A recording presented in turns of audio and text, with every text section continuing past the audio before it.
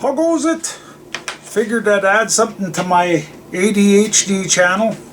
It's basically jack of all trades, master of none. I got the wifey here. So what we're going to do is we're going to show you how we make bacon. Because I went and spent a few months looking for bacon recipes. What was that? A year ago? A year ago? Year or two. Year or two, whatever it is. I went on the internet and I'm looking at YouTube, figure out how to make bacon, and all of the bacon recipes that they've got there say, oh, you just take a piece of bacon and throw a whole whack of salt on it, or curing salt, and then you leave it sit, and if it when you pull it out, if it's too salty, then you're supposed to soak it and put it in the fridge. And I figured, well, that's stupid. I mean, Jesus, nobody can come up with a recipe that you put the right amount of salt in the first place. So I spent, I don't know, about a month, different trials. Me and the wife, the taste tester, helper and taste testers, they're going through to try and find a recipe that actually worked, wasn't too salty, and comes out the same thing every time. Perfect. So I guess these videos usually start with somebody cracking open a bottle of whiskey or some damn thing, and well, I don't have any whiskey here, and she's allergic to the shit, so don't have no beer here or nothing. So, well, we got coffee and we got some Irish cream, so we'll start by pouring some of that in there, and then we'll get going on showing you how to build bacon. Okay, so we'll be back in a couple of minutes. Okay, now for some of the things that the things that we use anyways to make bacon is we'll start with the ingredients. I've got the some cure. Now, cure is specific to where you are. The only thing that I was looking for is I was looking for a curing salt that was curing salt. It wasn't some kind of recipe like a Morton's curing salt or something like that that has a bunch of sugar and stuff in it already. I just wanted a straight, plain Jane curing salt for curing meats. Then we've got kosher salt. Now, I don't know of different kinds of... Basically, you want a non-iodized salt is what you want. And kosher salt fills that bill, so we're using it. And then brown sugar. Those are the main three ingredients. With those three ingredients, you can make bacon. So other stuff that we add to it is we add a little bit of cloves. And we add a little bit of white pepper, but like, I mean, people that make maple bacon and stuff, that you can basically add any kind of spices to the bacon you want. You can pepper it, whatever. Like put on lots of pepper. Lots of people do that. And it's supposed to taste good. Now for equipment. We've got a scale. A double beam scale. A triple beam scale would be better because I'm kind of particular. I like accuracy. We've got a digital scale that we use for weighing the meat. We use that for weighing the ingredients. We use this for weighing the meat because the double beam scale is more precise, and like I said, I would like to have a triple beam scale that would go down to like 1/100th of a gram instead of just the 1/10 of a gram. And then we've got a coffee grinder, and then we've got containers. I have a container for each piece that I'm doing. So I won't show you them all. And by the way, this is going to be more than just bacon. We're going to be discussing ham also, because ham is the exact same ingredients, just a little bit more salt, and we deal with it exactly the same way, but there's two extra steps, I guess. So we'll get into that as we go. And we'll be right back once I get set up here. Okay, so the first thing we do is we grab this digital scale, and we're going to want to zero it, and I put a bowl on it just so it can hold a piece of meat. And the first thing we want to do is we want to measure these. Now I measure these in grams. The reason why I measure it in grams is because the decimal system, the metric system, is just tons and tons and tons easier. I actually, even though I'm Canadian, I like imperial better than I do metric for 99% of things. However, or US measurements, whatever you want to call them, which were basically the same as imperial in most cases anyways. But I normally like imperial for a lot of things, but when it comes to this, it's just way easier to work in metric because it all just works straight across. It's beautiful. So the first thing we want to do is set the scale up for weight. Grams, zero the scale. Then we take a slab of meat that we're going to be doing up into bacon and get her on there so that it doesn't fall over, preferably. And we got 3,297 grams. And my wife is going to write that down over there because I told her, give me a piece of paper. So, give me something to write on. I'm writing left-handed here. Yeah, okay, well, it works. Don't matter. It's not like we're going to read that shit. So there's one.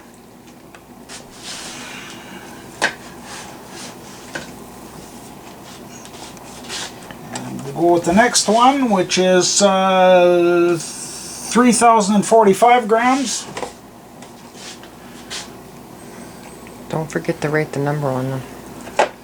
Or keep them separate so that we know. Yeah, well, we'll grab a marking pen. That's another thing is when you're doing this, you have to label these somehow. If you're doing more than one, if you're only doing one, it doesn't matter, right? But if you're doing more than one thing I'm going to do quickly is just dump, because there's some water laying on the bottom of this bowl. Dump that out because I like things to be precise. And then I dump the, because we're going to be doing a ham here, a small ham for Christmas. So I'm going to dump the ham in, and that's 2,393. 23.93? Yep. And if you're wondering how come none of these things look pristine or why the skin's still on them, is because we bought these pork and they were already culled and we butchered them.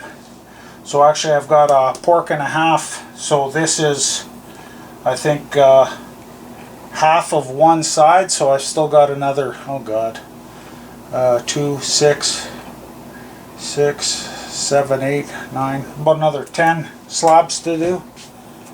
And then we got a bunch of hams that we've got to do yet. And so now once we got these things weighed, we could ditch this scale because we're done with it. And we'll be right back with the next step. Alright. Okay, so the way I figured out this cure, and like I said, your cure may be different. So you actually have to do this math. For this cure specifically, they are saying use 500 grams for 133 kilograms of meat, or use 40 grams for 11.34 kilograms of meat. So what we got to do is we got to figure out how many grams do we use for 1 gram of meat. That's what we got to do, is the math. So basically to do that, it's 40 grams divided by, and 11.34 kilograms is 11,340 grams. So you go 40 grams divided by 11,340 grams, and you get 0.0035, which I already had worked out on the calculator here, 0.0035 grams of cure for 1 gram of meat. So that's what we have to do for 1 gram of meat. So now to figure out what we need for, what the hell you write down there? 32.90? Right? That's 32.90? Yes, it's 32.90. Reading your writing. It's left-handed. Give me a break. Okay, so for 3,290 grams of meat, so it's just 3,290 grams of meat. Then we go times 0.0035 equals. So that's 11.5, I always round up, 52 grams of cure for that piece of meat. That's the exact amount that we need for that piece of meat. Now we're going to do the same thing for this one, the 3045. Yes. Boy, you suck at left-handed writing. 3045 times 0.0035 equals. So that's 10.66 grams of FS cure, this cure for that chunk of meat. And the ham is, what the hell did you write there? 2,393 grams.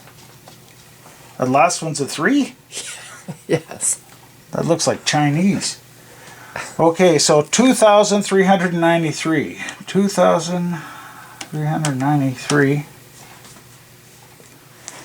And then we go times 0.0035 again, and that gives us 8.38 grams. So the ham is going to be the same. The cure is the same in all three.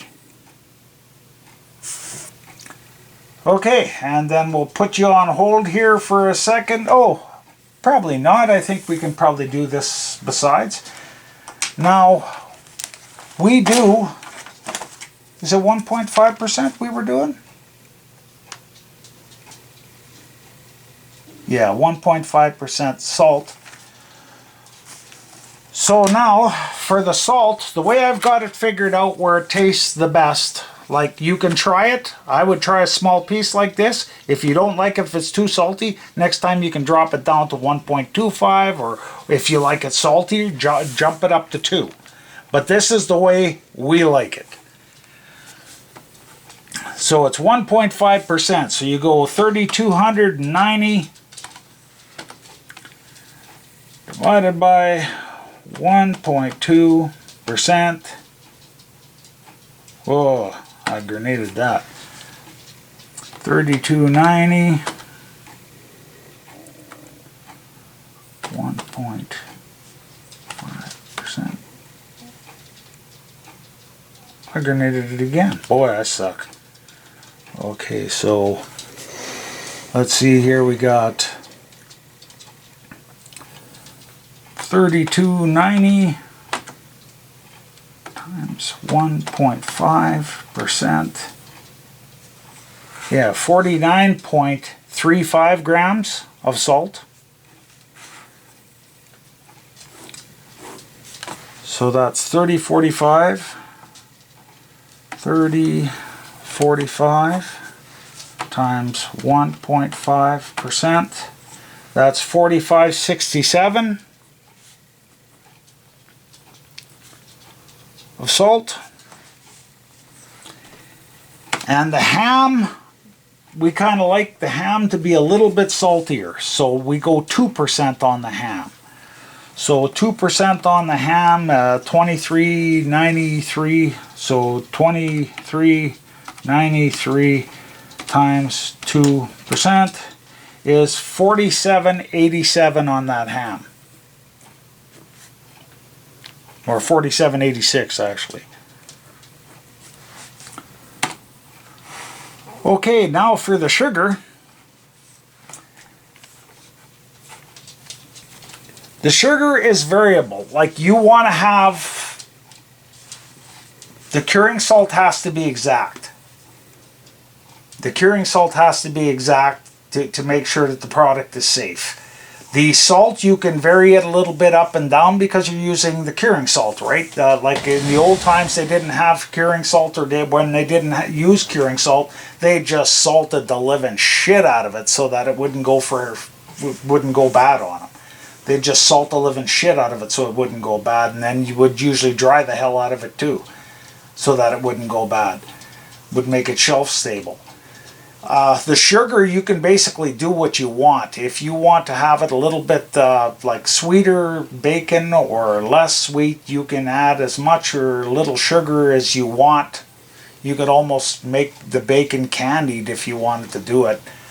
I'm working on maple. I haven't quite got it figured out yet, because it seems like when you put the maple into the brine, when you smoke it, you lose all the flavor. So I'm not sure how exactly to pull that off without maybe basting the bacon with maple syrup or something before you, right, like when you're putting it into the smoker, because maybe the maple wouldn't lose its flavor if you were actually dealing with like real maple syrup, because it would kind of candy coat it.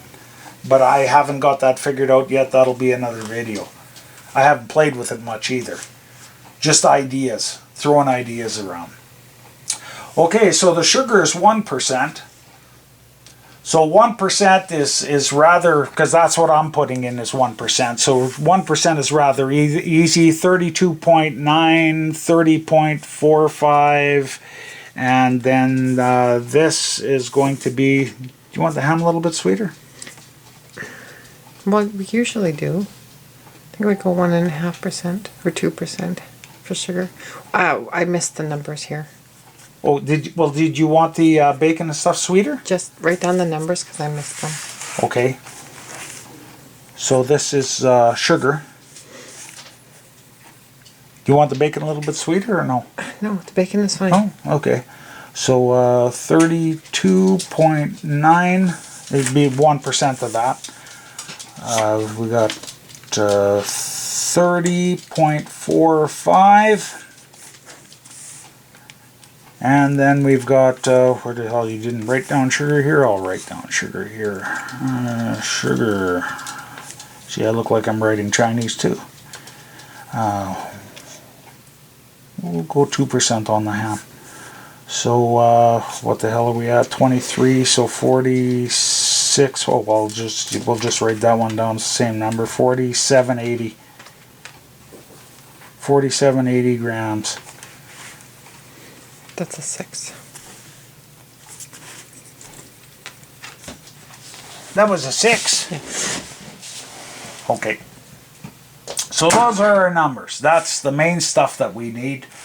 So we're going to get going here. I'm going to dish out some stuff so that we can measure it and put it in, and then we'll be right back with you. Okay, and we're back. We got some of the ingredients here next to us. Now, what we did though is we made some changes off camera. We decided to bump it up to 1.5. We decided to match the sugar with the salt. So we just basically copied down the exact same number we got for the salt and put that down for the sugar. That's the recipe we did here the last time, and it was really good. So we just decided to bump it up. And so it's the same thing as the sugar. The sugar on the ham is 2%, and the salt on the ham is 2%, and then the bacons are 1.5 and 1.5 and 1.5 and 1.5. So we'll just go with those numbers. Now the first thing I usually measure is the we'll do the FS cure. So we need 11.52 grams. So we go to 10, 11, and the reason I don't like the single beam, but it's close enough.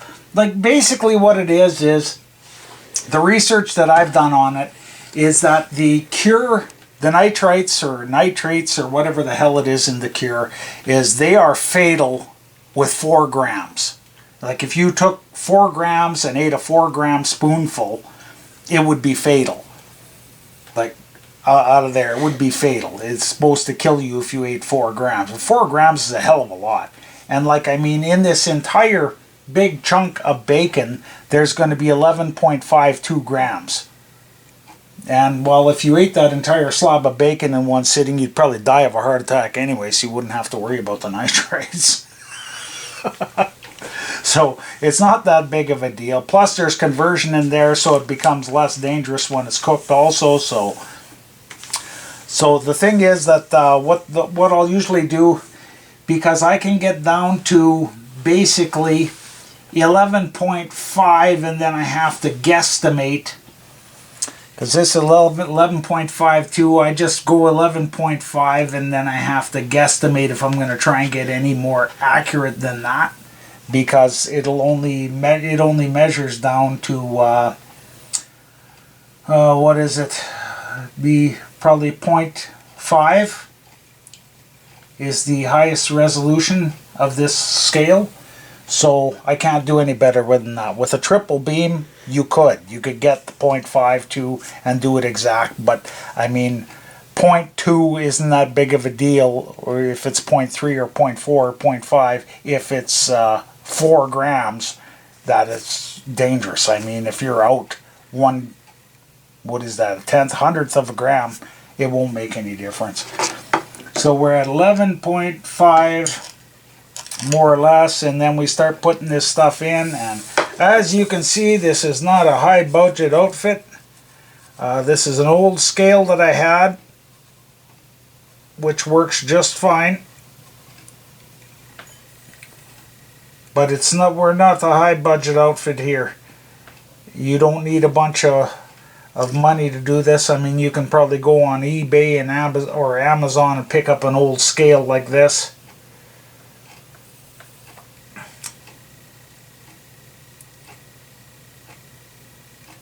And even if it's like this one, I don't have the proper pre-measured bolt for it, so this just screws up and you can put in some lead shot. So this is going to be bacon number 1. That's all the curing salt you use right there.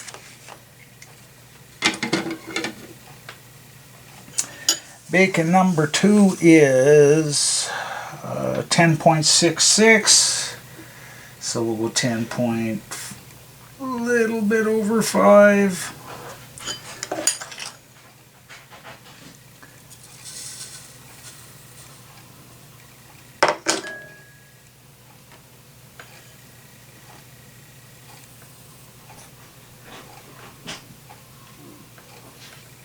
Apparently I need more Baileys in my coffee. I'm shaky. And there we go. And that's all the cure you need for that one, for the second bacon. And for the ham we need where do you got that? 8.38. So 8.38. 965. So we kind of guesstimate in between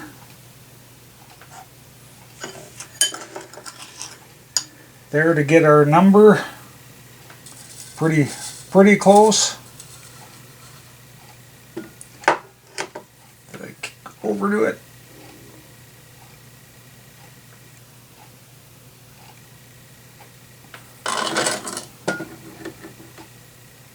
Not by much.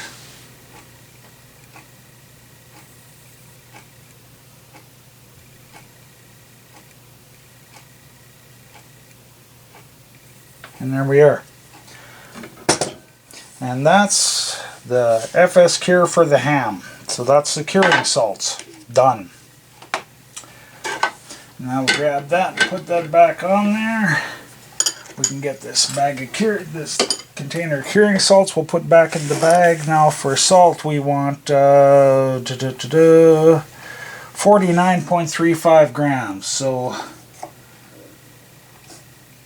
and we'll just do it here. 49.35. So we're almost on 50.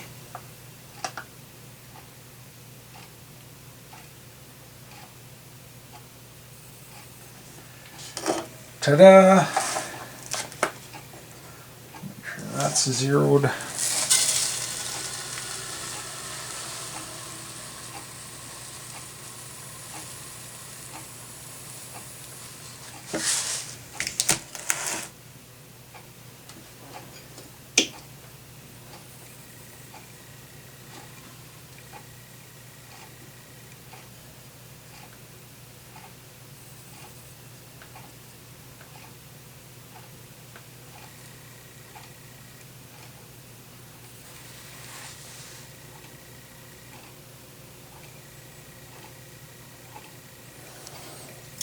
Okay, So that's 49.35 grams. That is the salt for bacon 1.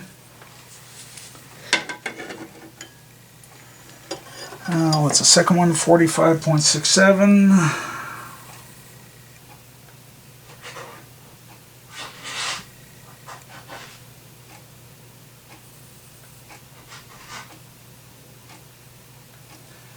Okay, so we're at 45.67.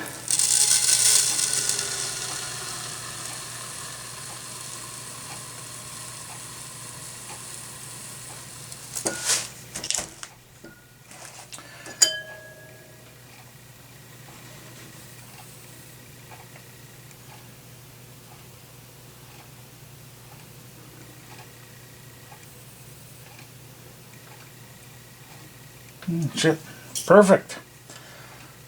I'm getting good in my old age. So there's all of the salt for bacon number 2. And now for ham we need 47.80. 46, 47.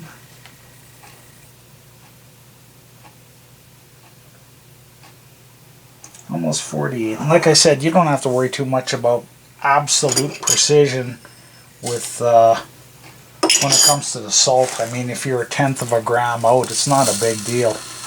The only thing I like to be precise with is the curing salts. Don't like to use more than I absolutely have to.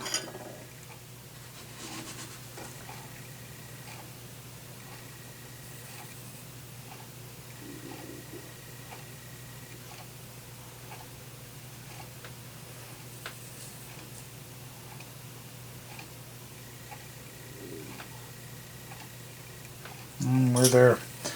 And that is the salt for the ham.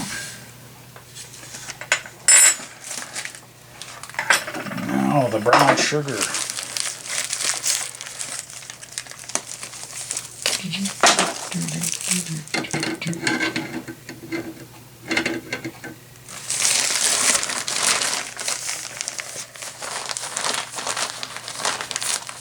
I should actually grab a bowl and throw that in too.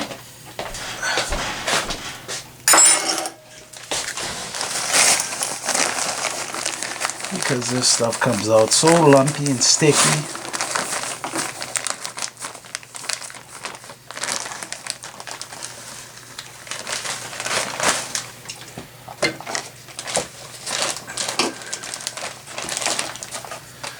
Okay, so we want 49.35 again.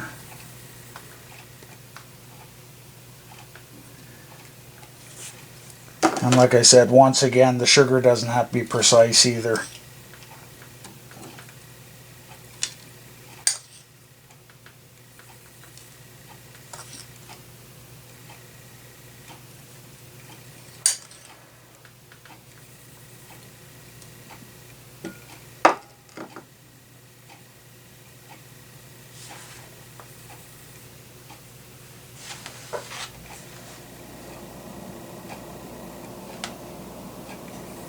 And that'll be that for that. There's sugar for 1.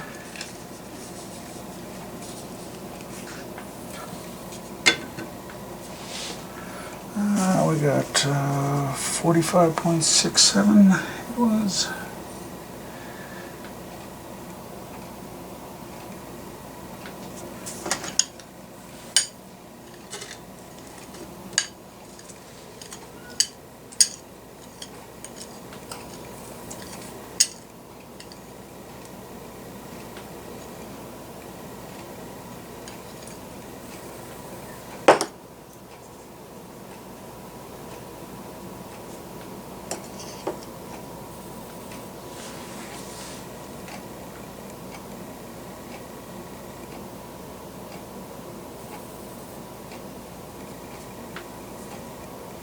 Good.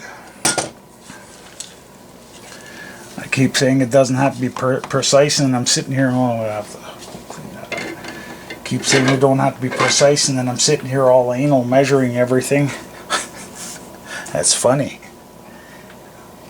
But that's the way I am. I like precision. I don't like pissing around with all of these different things. I just want to measure it then it's done. And that way your bacon comes out tasting identical every single time without having to worry about soaking it, or you don't have too enough of this or too much of that. This is going to be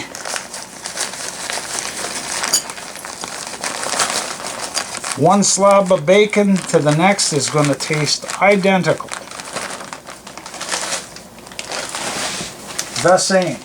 The only way it'll taste different is if you change the recipe. If you change the recipe, then you're choosing to change the recipe. But make sure you write it down. Because I'll tell you what, you forget.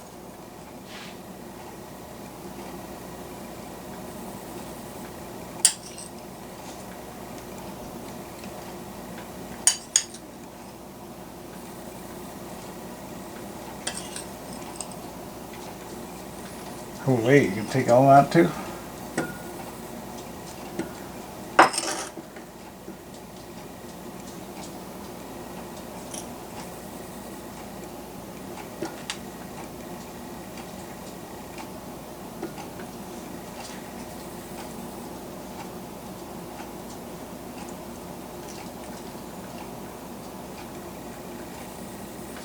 Perfect. There we go. There's the ham. Now,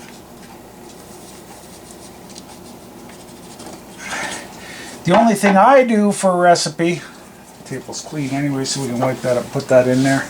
The only thing I do for a recipe which is different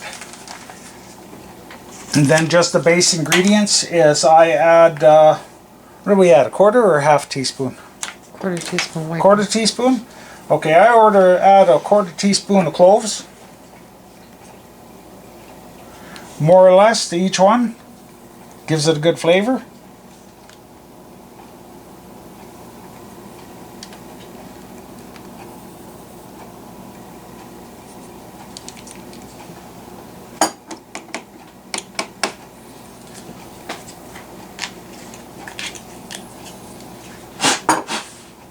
And then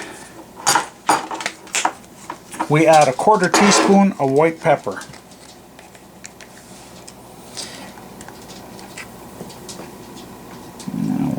One and two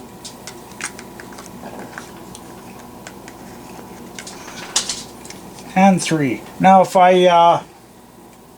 we were doing like a big ham or something like double the size of that, I would probably add more cloves and white pepper to it just because of the size. Like most of our bacon slabs that we do are that size, so we're talking a quarter teaspoon on a big chunk of meat like that. So it's not very much, but you'd be surprised at how much actual flavor that it adds to it. And like I said, you can do whatever you want with the spices. You can do whatever you want and it's fine. And if you want to add something different or however you want to do it, it's great. And this is just the way that I do it. It's a basic recipe. You can add whatever you want yourself, and but this works good for us for a quick batch of bacon, and it actually tastes really, really good. So we'll get back to you right away when we're all set up to start grinding. Okay, so for the next step, what we're going to be doing is we're going to be grinding this up, because the sugar, that curing salts, and the curing salts is a really fine salt. The pepper is basically almost like powder, the white pepper, and the cloves are powder, they're ground. But the sugar crystals and the kosher salt are large crystals. So to ensure that we get everything even, what we do is we stick them in an old coffee grinder that we got here, and we grind them up, and that's the wife's job. That's what the wife does. She grinds these up, and then we'll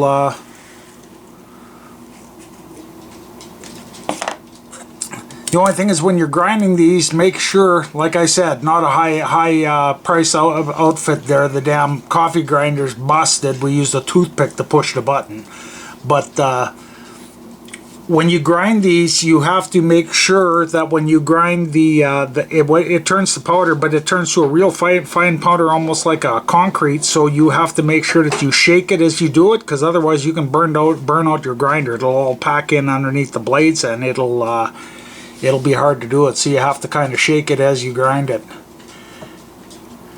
Give her a stink, woman.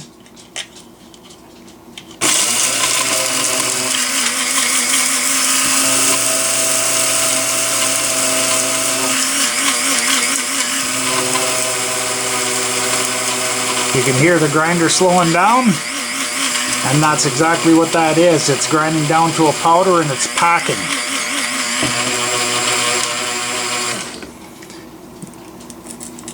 Just check it here now. So you have to make darn sure, and as you can see, it's fine, like flour fine. Lump of sugar. Got some brown sugar lumps in there.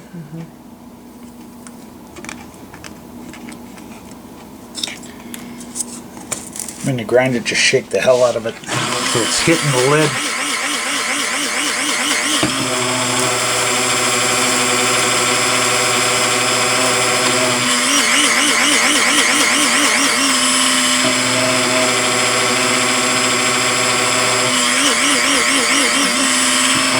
And that's all there's to it.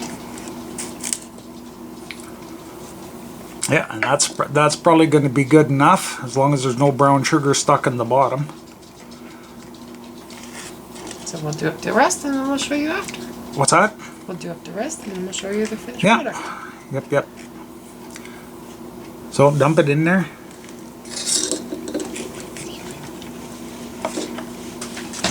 And as you can see, it's fine and well mixed. Okay, so we'll do up the rest and we'll get back to you. Okay. Now what we do, the big difference thing that we do is we don't brine. We do not brine the our bacon or our hams, because you waste a lot. Because I mean, there's no way that amount of ingredient would do a slab of bacon like that if you added gallons of water. You'd have to put way more into it. So we use the rub method is what we do. And so this is bacon slab number 1.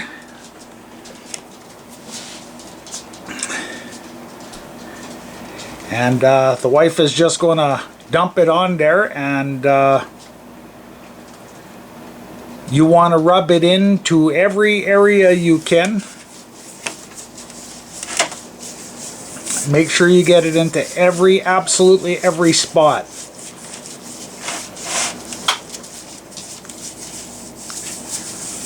If there's a flap, like sometimes there's a flap of meat here or something, make sure you get it in underneath, especially your edges. Get every square inch of it. And as I said, we do ours with the skin on. We do our bacon with the skin on instead of off. It's actually nice to munch on that skin every once in a while. It's preferred with the skin on. So, and if not, like, I mean, even if you don't feel like, plus there's less fat that drains off in the smoker, I find, because I hot smoke, and I find that a lot less fat drains off into the smoker onto the pan. If you leave the skin on, it kind of retains its moisture better. And when you're cooking it, if you don't like the skin or don't want to eat the skin, I cook it with the skin on, and then when it's cooked, you just peel the skin off and feed it to the dogs. Dogs love it. Oh yeah, I'll tell you what. It's almost gross. They're drooling so bad when you're trying to eat.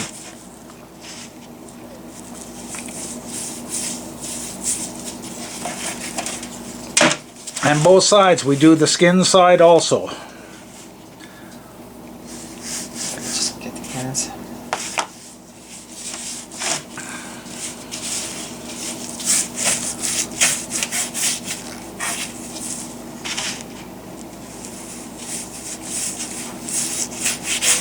And we're just doing that on a cookie sheet, is the way we do it. We just lay it on a cookie sheet and get her done.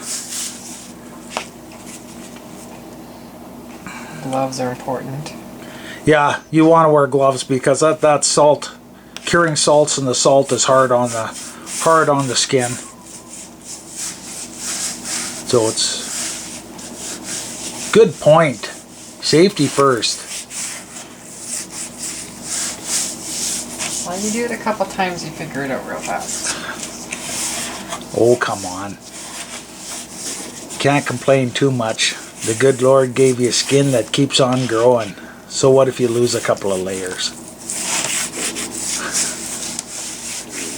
That's why we got 2 eyes too. 10 fingers, extras. You only need 1 to pick your nose.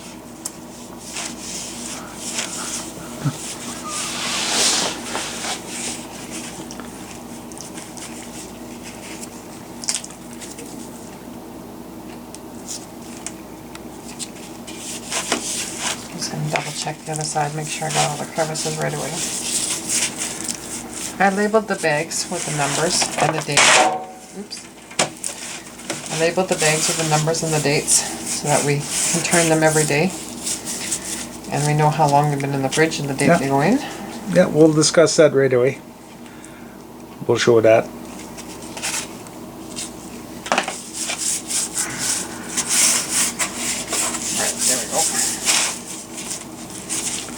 Yeah, so you get all the ingredients scraped onto there, and then what we do is when that's done, we take a big Ziploc freezer bag, big sucker, that we have marked with the number of the bacon so that we can go back to the book and reference the recipe if we have a different recipe or not. The date that we did it and the date that it's supposed to be coming out, more or less. Like these are bacon, so they don't have to sit in there for 10 days. I can do them easily after 6 or 7 days, and it's not a problem. So what we do is we pick up the bacon and we dump it into the bag here, and then scrape any of the excess curing salts off the pan. Put that in the bag. If there's any liquids in the bottom here, we dump that into the bag too. And because I got to hold the bag when we do this, oh sure, now you got the bag all slimy. I'll hold the bag for and we'll be right back.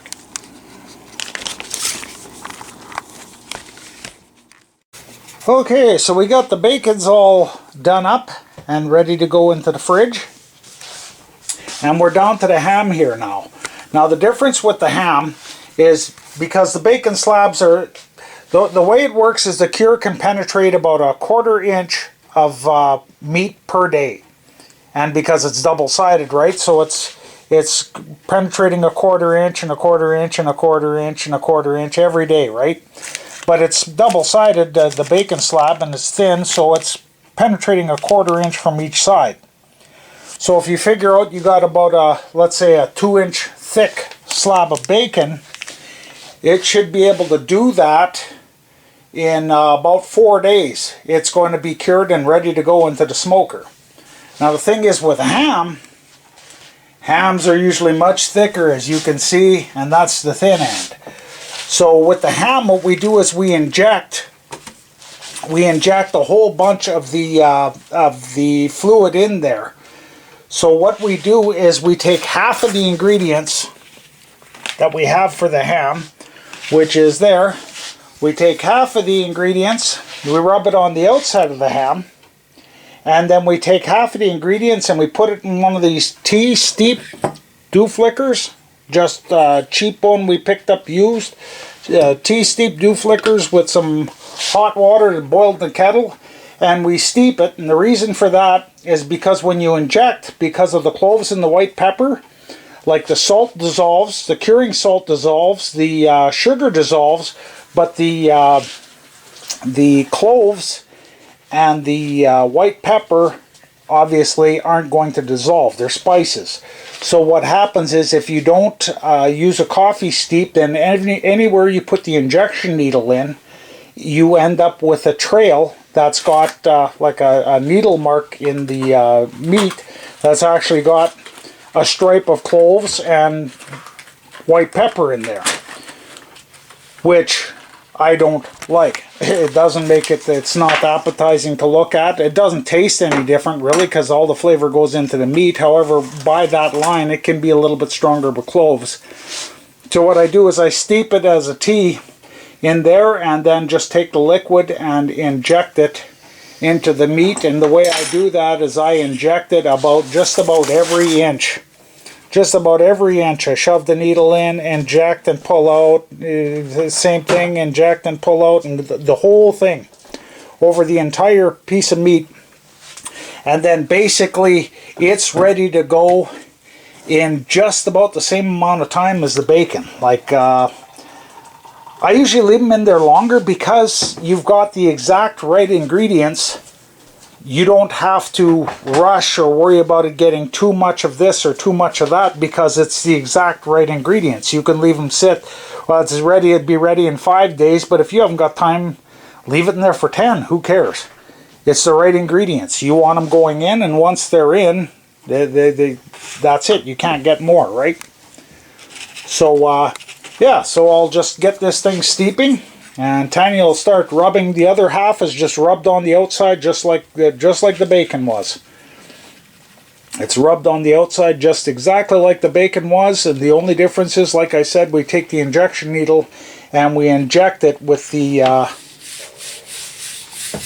injection needle in the other half once it's been steeped, so that we're not putting the clove. We're getting clove flavor, but not putting the clove directly into it. So, okay, I'm going to go grab a kettle and get this steeping, and I'll be right back. Okay, so I got the stuff dumped in there, and we'll just give it a quick stir to get the sugar and the salt diluted into there. Smells good with the cloves.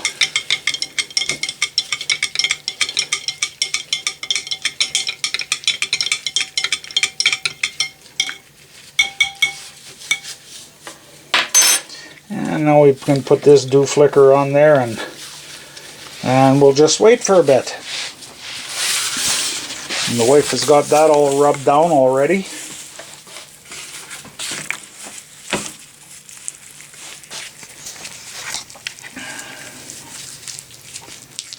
Okay, and we'll be back in a bit. Yeah, you can turn it on. Okay, so once we're done with it's steeping in there, just, I don't know, I left it sit for what, 5 minutes, 10 minutes, whatever. Once it's done steeping in there, I take that go-go juice there, the brine, and I put it into a plastic cup just so I can suck the juice out of there. And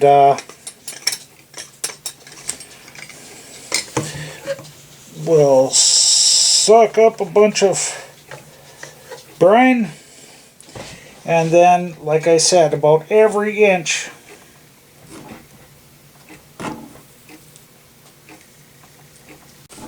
Okay, we just had to do a small pause because the rubber inside there was out of place. So I'm going to stir it again.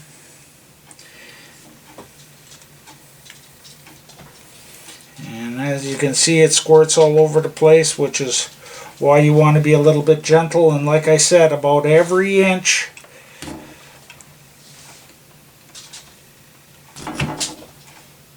Inch and a half.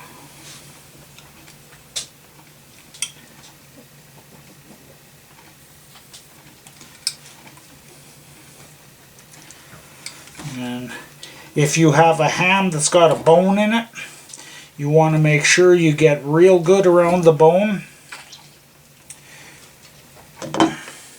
And like for these things, you can, these needles here, you can pick them up in any kind of kitchen store. Or this one we picked up from Cabela's, I think.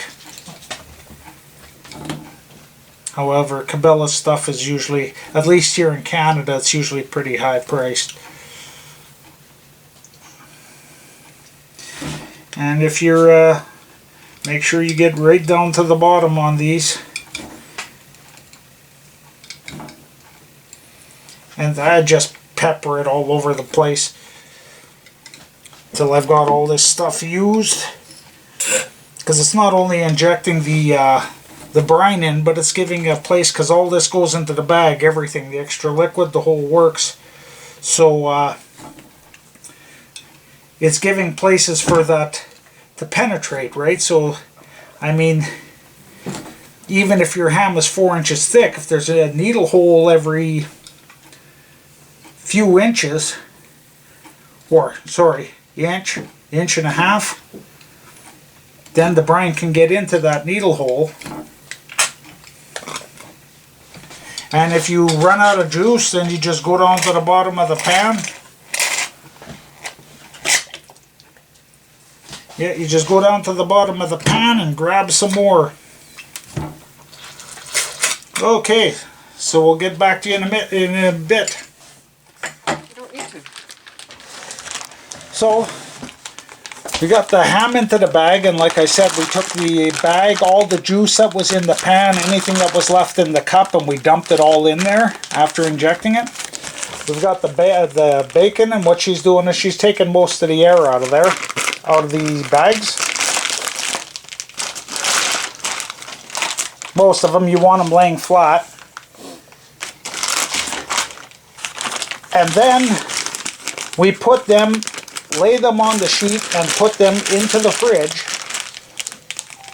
Just like this. We'll stack them in the fridge, and we'll leave them in the fridge for, well, with these bacons and that ham, the way I injected it, I would have absolutely no hesitation in, I would probably leave it 6 days for sure, just to make damn sure. It's more than necessary, but I like making damn sure. And like I said, you can't go too long because you have just the right amount of ingredients in there. So you can't go too long. And every day, what you do is you go into the fridge, you pull out the tray, you give them a massage. You just work them, a massage. Roll them around and massage them, and then you flip them to the opposite side. Like this today, the writing, we're putting them in the fridge with the writing up. Tomorrow we'll massage them and throw them back in the fridge with the writing down. And you do that for 6 days. And like I said, after 6 days, I would have absolutely no hesitation putting that. They would be fully cured to put into the smoker and smoke up and get done. And then you eat. The way I smoke is I hot smoke, so basically it can come right out of the smoker and you can start slicing pieces off of it because they are fully cooked. Or we slice them up on the slicer here and package it and get her done. And I was given a stern correction off of camera that coffee steep or tea steep thing there apparently was new. The wife picked that up from the dollar store. So like I said, it's not a big operation. It's not expensive. It uses minimal space. So like, I mean, you could actually do all the prep work for this in an apartment. And if the neighbors don't shoot you, I suppose you could probably smoke it on the apartment deck too. But neighbors may not like the smoke. So you'd have to figure out a way to smoke it. But no fuss, no muss. And the only thing you're throwing away is the bags. When you're done, we don't reuse the bags. We just throw the bags away. When these come out of the fridge in 6 days, we'll take them out. We'll rinse them off in cold water in the sink just to get any of the extra stuff that's on the outside off. And that's it. It goes directly into the smoker and I start smoking it. So that's the way we make bacon. And we'll be back with you in a couple seconds. Get that in the fridge and be back with you in a couple of seconds.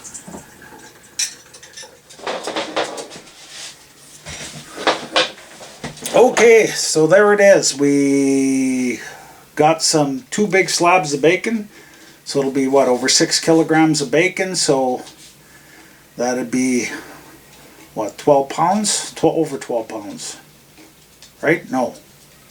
2.2, 6. Yeah, it'd be over 12 pounds. Over 12 pounds of bacon we got going there. So 12 pounds of bacon, and then we got a nice little ham that we'll probably do up for Christmas.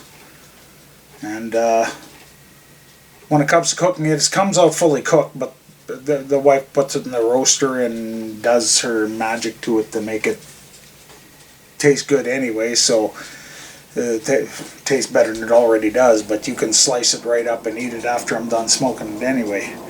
But yeah, so that's how we make bacon. No fuss, no muss. I think total time in was under time we start, 9? Yeah, something like that. Yeah, so under an hour we got 2 bacons and 1 ham ready to go. They're in the fridge. Every day you spend 5 minutes massaging them, flip them, throw them back into the fridge, and in 6-7 days, or whenever I get to it, we're ready to go. I'll record that part too, and I'll show you guys what the finished product looks like when when it's all done and I'm slicing it up on the slicer. And so that's how we do it. And if anything's not clear, leave a comment or whatever, and I'll answer any questions that you might have. The big thing is with the cure, make sure you do the math right, and my cure and my numbers will not necessarily work for yours, because a lot of these companies, for some reason, they don't like just making, like for instance a Morton's cure, it's got salt and it's got the sugar in it, it's like a finished cure. And what I didn't want is I didn't want a recipe because it may be too salty or too sweet or whatever for my taste. So that's what I wanted, was I wanted a recipe, build a recipe with the raw ingredients so I could make it the way I want it, the way she wants it, the way we want it. And apparently it turns out good, because we damn near need an armory here to keep the kids out of the freaking freezer, because they're always in here stealing our shit. Especially our bacon and our hams, it's pretty bad. So anywho, this year they bought a pork, so we'll be doing up some bacon and hams for them, so it'll be okay. They should be leaving our stuff alone, hopefully. However, we did get an extra half a pork just in case, because theirs disappears pretty quick. Anywho, no worse for wear. We got her done. I look a little bit more disheveled, but I always look disheveled, so that's fine. It works for me. And we'll get back to you with the video. I don't know if the wife will be here when we do this. She's kind of my, what would you call it? Wingman? Boss? At times. Meaner. She can be a meaner, vicious, crone. Yeah, I'll get hit for that. Okay, so we'll talk to you later, and maybe we'll definitely see you in another video, because I'll finish this out. Like I said, jack of all trades, I've got all kinds of stuff on my channel, so we'll finish this out so that you guys have an idea. And once again, if you have any questions, definitely leave a comment. Alright, thumbs up. Catch you later.